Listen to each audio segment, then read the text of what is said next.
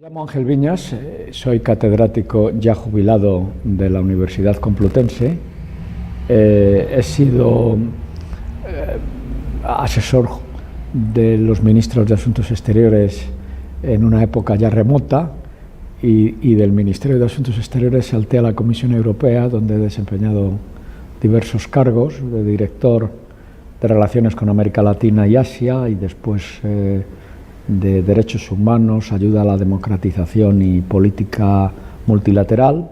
También fui durante una etapa embajador de la Unión Europea ante Naciones Unidas en Nueva York y profesionalmente historiador desde hace ya muchos años. Pues no hemos sido justos. Yo vengo diciendo repetidamente y aprovecho esta ocasión para subrayarlo una vez más, que España es uno de los pocos países de Europa Occidental que no ha ajustado cuentas con su pasado. Se ha dejado mecer por un canon, por un relato establecido durante la dictadura de Franco, que ha calado en muchos sectores de la sociedad española y que naturalmente presenta toda la historia anterior y la propia guerra civil como un auténtico desastre, debido esencialmente a la malvada república, entre comillas malvada. Bueno, chocan dos relatos. Hay un relato prorrepublicano y hay un relato profranquista que, en mi opinión, domina mucho en ciertos medios, pero que es radicalmente inexacto. Y lo que hacemos los historiadores, por lo menos los que nos dedicamos a estos temas de la historia contemporánea española, es ver en qué medida los relatos son congruentes con los hechos, tal y como los hechos se documentan en base a las fuentes primarias de los archivos españoles y extranjeros, o no concuerdan. Yo vengo trabajando en ello desde que me jubilé de manera totalmente intensiva en los últimos 10 años, pero antes ya había hecho calados de profundidad, ¿no? Yo fui el primer historiador que entró en los archivos franquistas en el año 1977, ¿no? Es decir, que fui un avanzado precursor. Y para mí, que vivo desde hace 32 años en Bruselas, es demoledor ver cómo la historia, tal y como ha sido reconstruida por los historiadores españoles y extranjeros, no termina de calar en la sociedad española. Bueno, la Segunda República fracasó porque fue víctima de una conspiración. Yo acabo de publicar un libro titulado ¿Quién quiso la guerra civil? Y con independencia de lo que se ha escrito y se ha dicho y se ha discurseado y fantaseado, en realidad la República fue víctima de una conspiración. El gobierno republicano fue víctima de una conspiración iniciada en el año 1931, pero esencialmente a partir del año siguiente, con la ayuda fascista, con la ayuda de la Italia fascista. Y claro, esto requería, para tener éxito, toda una serie de presupuestos que se fueron dando, se fueron cumpliendo.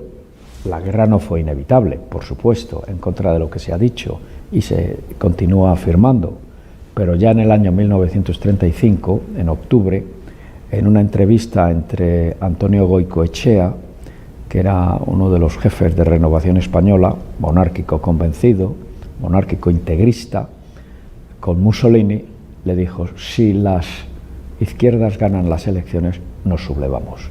Esto ya dicho en octubre de 1935, está protocolizado en un documento que yo encontré en los archivos romanos, y a partir de ahí pues ya se empieza a explicar por qué, cuando las izquierdas ganaron las elecciones de febrero de 1936, la sublevación se hizo prácticamente inevitable. A ello se añade naturalmente que el gobierno republicano, por razones todavía no exploradas documentalmente, no fue capaz de cortar los preparativos, y la guerra pues se hizo.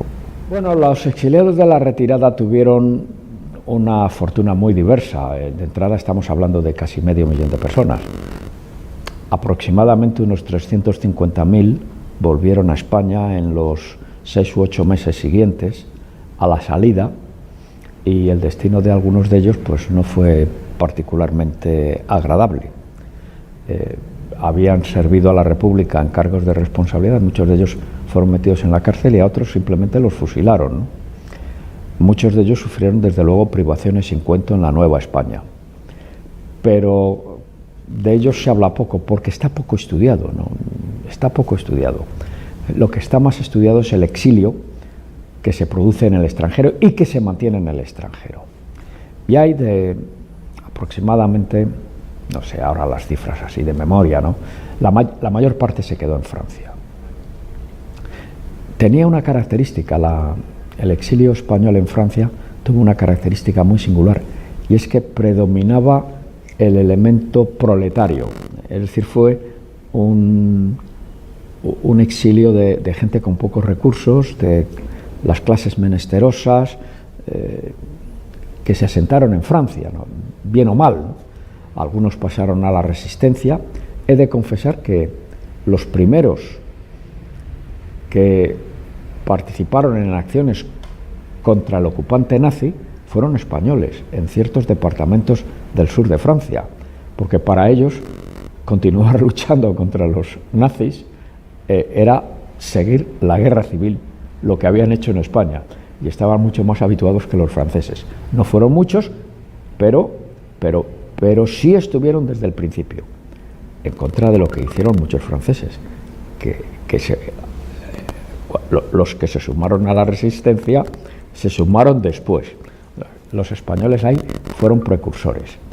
Y, bueno, luego otros pasaron a América Latina, algunos se fueron a Rusia, a la Unión Soviética, al norte de África, también fueron muchos. Los diplomáticos tuvieron una suerte varia. Estamos hablando de un número reducido de personas, claro, porque la carrera diplomática republicana fue una nueva carrera, no llegó a tener más allá de unos 250, 260 efectivos. Muchos de ellos estaban en puestos, 2/3 partes aproximadamente estaban en puestos en el extranjero, y la derrota de la República pues significó, claro, que se quedaron en el extranjero, en puestos, no ya en puestos, pero pidieron refugio, asilo, en fin, en los países donde estaban. En el caso de la gente que estaba en los servicios centrales, en el Ministerio de Estado en Barcelona, pues muchos se marcharon, pudieron evacuar con las grandes masas de refugiados, y después, hasta que la frontera fue cortada en febrero de 1939, algunos se quedaron, fueron procesados. Que yo sepa, ninguno fue ejecutado, pero sí muchos fueron a la cárcel, por supuesto. Los cálculos no son muy precisos. Yo, al estudiar la formación y desarrollo de la carrera diplomática, no he llegado a conclusiones definitivas al respecto. No fueron muchos los ejecutados, pero en fin, sí fueron muchos a la cárcel. Bueno, eso es una aberración histórica. Yo voy a escribir en mi blog, a ver en cuanto vuelva a Bruselas y regreso pasado mañana, voy a escribir un artículo pensado, ya lo tengo estructurado, sobre el tema. En mi opinión, es una sentencia o una decisión típicamente franquista, acorde en todos los puntos con el canon franquista, lo cual es realmente lamentable, ¿no? Porque, hombre, se supone que los señores magistrados algo sabrán de historia, aparte de saber mucho de derecho, algo sabrán de historia. Es totalmente gratuito calificar a Franco de jefe del Estado desde el 1 de octubre, salvo que se asuma una parte fundamental del canon franquista, que es lo que yo voy a intentar demostrar en mi próximo artículo.